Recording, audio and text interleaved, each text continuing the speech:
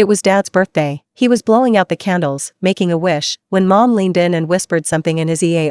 My dad, Mr. Safety First, the guy who wore a helmet to mow the lawn, just lost it. He walked straight to the window and jumped. After he was gone, everyone was all over Mom, practically begging her to tell them what she said. I heard some real estate agent even offered her $1 million just to know those words. Mom clammed up tighter than a drum. She didn't say a word. Then, on my wedding day, she shows up and whispers that same sentence to my fiancé, Mark. After Dad died, Mom was suddenly infamous. He was so scared of everything. So, for him to just off himself, it had to be because of whatever Mom said to him. People were crawling out of the woodwork, wanting to know what the magic sentence was. Some snooty rich lady whose husband was cheating even offered Mom a cool $1 million just to get her hands on that deadly line. Mom wasn't biting, not even when the cops grilled her. She just stared at the floor and kept her mouth shut. They ended up slapping her with a manslaughter charge and tossed her in the slammer for 3 years. After the funeral, I went to see her. I was so confused. Mom, I asked, what did you say to him? Why would he do that? We were separated by thick glass, but Mom's face was like stone. He didn't want to live anymore, she said. What's that got to do with me? Her being so calm and cold just made my heart ache. Dad freaked out if he got a paper cut, I told her. He'd be rushing to the emergency room, worried about blood poisoning. His birthday wish every year was to live to be 100 and see me get married and have grandkids. Why would he suddenly want to die? I was hurting, so confused. My dad was a good man.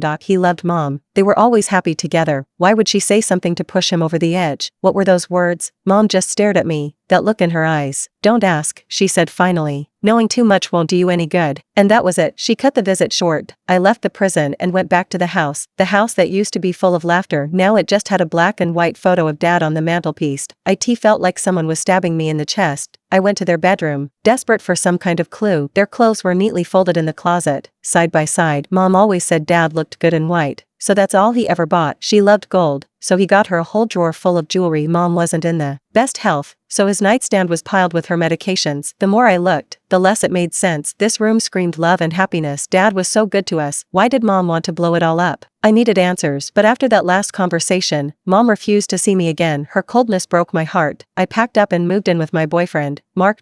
He was my rock through all of it, always there, always supportive. He was kind, understanding, patient, always putting me first. 3 years later, we set a date. Sarah, Mark said, your mom's out now, right? This is huge. You're not even inviting her? Are you still mad at her? I paused. I just don't get it, I said. Dad was such a good person. Why would she do that to him? Maybe it's a misunderstanding? Mark said. How could anyone make someone kill themselves with a few words? Maybe your dad's death hit your mom harder than you know. Maybe she's just hurting too much to talk about it. He took my hand. She's still your mom, Sarah. This is your wedding. She needs to be there. Can you imagine how she'd feel if she knew her only daughter was getting married and didn't even want her there? Mark was always like that, always seeing the best in people. In the last few years, he'd been my sunshine, warming me when I was cold, showing me how to walk towards the light. He had a point. I finally gave in and sent Mom an invitation. The wedding day arrived. Mark pulled out all the stops, making it a huge deal. The place was packed. The atmosphere was electric. Mom showed up too. She looked thin. The lines around her eyes and the streaks of gray in her hair made her look old. Her face was a blank slate. Her eyes flicked back and forth between me and Mark.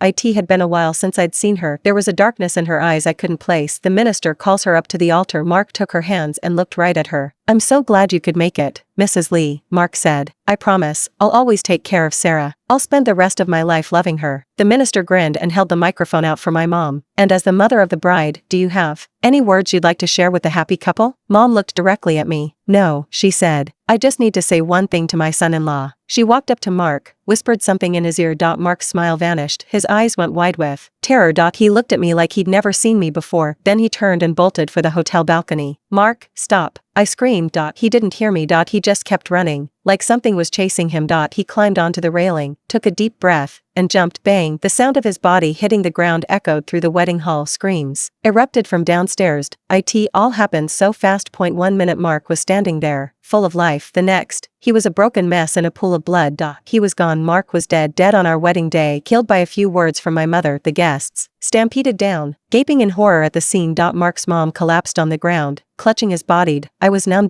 My heart was shattering. The man who had promised to love me forever was gone. I couldn't wrap my head around it. Mom strolled down, smoothing her hair, like nothing had happened.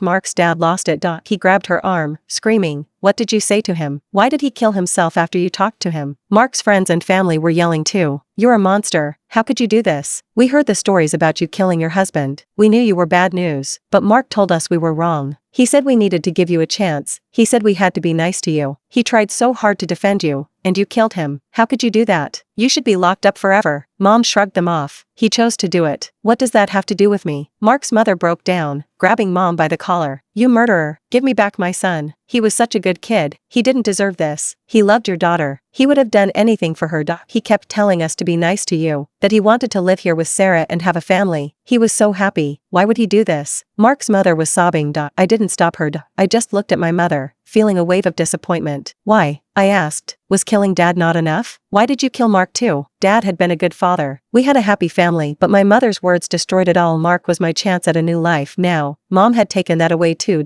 I hated her more than I ever had." Mom looked at me. "You think that too?" "All I want to know is what you said," I replied. I remembered the look on Dad's face before he jumped, the same look Mark had. What were those words? The guests started to scream at my mom again. First her husband, now her fiancé. "You don't deserve to live. If you don't give us an answer, we won't let you leave here alive." Mom shrugged off Mark's mother. She looked around at the crowd. "I'll tell you," she said. "But are you sure you want to know?" The room went silent. Everyone was scared. They knew those words were deadly. I stepped forward. "I want to know," I said. "Dad, Mark asterisk I needed to know why, even if it killed me." Mom looked at me. "You're sure you won't regret this?" I nodded. "I'm sure." She leaned in and whispered those words in my ear.